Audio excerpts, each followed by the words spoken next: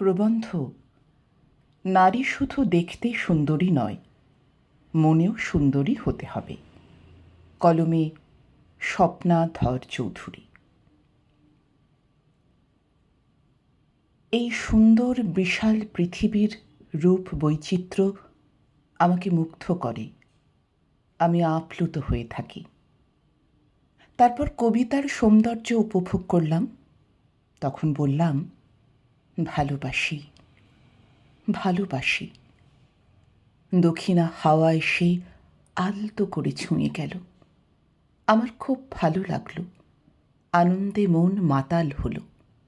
একেও বললাম, ভালোবাসি। আমার হৃদয় প্রাণে মটমরিত ধ্বনিটি প্রতিধ্বনি রূপে দেখা দিল। বললাম, ওগো দক্ষিণা বাতাস, সবাইকে ভালোবেসে আনন্দ দিও, বিশেষ করে জগতের দুঃখী নারীদের। বড্ড কষ্ট পাই 21 শতকেও নারীদের এমন দুর্দশা দেখে। অনেক নারীদেরও অনেক কথা থাকে, সব চেপে গেলেই খুব ভালো, না হলে সমাজে দুর্নাম বইবে যে। এতেও সৌন্দর্যবোধ রয়েছে, তেমনি এর বিপরীত দিকটিও রয়েছে।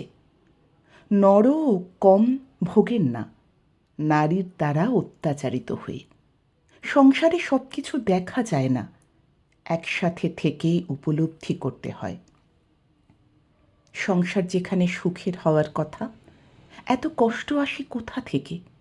যুগ যুগ ধরে নারীদের যন্ত্রণার কথাই দেখে আসছি, তবে এর মাঝে যে ব্যতিক্রম তথ্য রয়েছে তার দেখানো হয় না, হয়তো সংখ্যার দিক দিয়ে কম বলেই।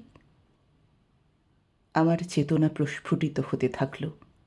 আমি বুঝতে পেরেছি মনটাকে সুস্থ রাখতে হবে, কারণ এতেই সৌন্দর্য উপভোগ করতে পারব, না হলে নয়।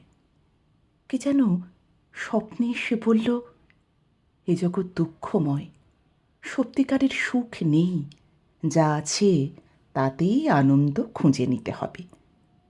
এমন সুখ স্বপ্ন দেখার জন্যে প্রতীক্ষায় রইলাম, কিন্তু সব গেল তো নির্বাসনে।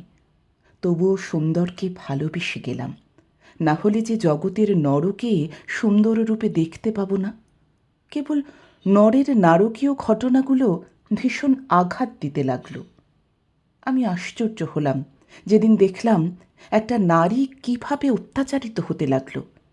দেশে এত আইন রয়েছে, কোথায় এর সমাধান? সেই ট্র্যাডিশন সমানেই চলছে। যা সত্য তাই সুন্দর, একে অবলম্বন করতে শিখলাম। আমার চেতনা ও আমার বিবেকবোধই হল সুন্দর। একেই বললাম, শান্তি কোথায় পাই? আমার চেতনার রূপে এক সুন্দরী নারীর প্রতিমূর্তি ভেসে উঠল, রূপে গুণে ঐশ্বর্যশালী। এ কি, এ তো বিয়ের পর ঘর বর ও শাশুড়ি দ্বারা অত্যাচারিত। আমার বিবেক ও চেতনায় শিহরণ হলো। সে বলল যে, যা সত্য সেই সত্যটাকে দেখো, আর বিচার বুদ্ধিকে হারতে দিও না, এগিয়ে চলো।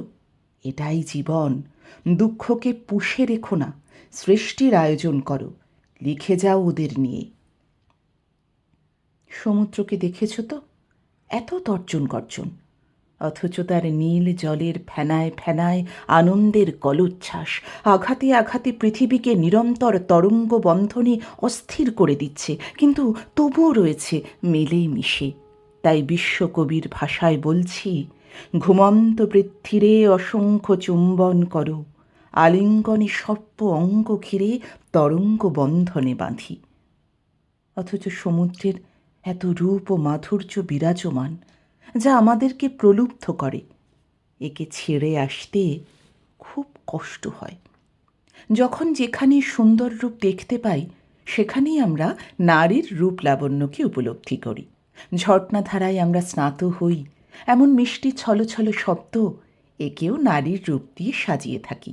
মুগ্ধ ও আপ্লুত হই, আর বলি, ভালোবাসি, ভালোবাসি। নর ও নারীর সৃষ্টিকর্তা যিনি, উনি তো বেড়াজালির মধ্যে রাখতে বলেননি। সবটাই মানুষের সুবিধার্থে তৈরি। সভ্যতার অগ্রগতির সাথে সাথে সমাজের অনেক পরিবর্তন ঘটেছে। কিন্তু গ্রামে গঞ্জে অশিক্ষিত ও দরিদ্র পরিবারের চেহারার কোনো পরিবর্তন ঘটেনি। এর জন্য দায়ী পারিবারিক শিক্ষা ও মানসিকতা। এই সমাজে একটি নর ভাবে ঘর সংসারের কাজ শুধু নারীই করে থাকবে। সমস্ত ধ্যান ধারণা পাল্টাতে হবে, নারীকে প্রাধান্য দিতে হবে। আর নারীর জন্ম শুধু ঘর সংসার ও সন্তান লালন পালন নয়, এর বাইরেও তাকে অগ্রণী হতে হবে, বুঝতে হবে অধিকার ও দায়িত্বের কথা। নারীকেও শিক্ষিত হয়ে রোজগারের পথ খুঁজে নিতে হবে, না হলে পরনির্ভরশীল জীবনের গ্লানি প্রতি পদক্ষেপে ভুগতে হবে। মনে রাখতে হবে, মন মানসিকতার পরিবর্তন হলেই একজন নারী প্রকৃত সুন্দরী হয়ে উঠতে পারবে, বাহ্যিক রূপে নয়। অনেক নারী ভাবে যেহেতু সে সুন্দরী, অতএব ভালো বর ঘর পেতে তার কোনো অসুবিধা নেই। কিন্তু পরবর্তীকালে দেখা যে অনেক অত্যাচারের শিকার হতে হয়েছে রোজগার না থাকার ফলে। পরিশেষে এ কথাটি বলতে চাই যে ভালো মানসিকতা নিয়ে বাঁচলেই একমাত্র এসব যন্ত্রণার নিরসন হতে পারে।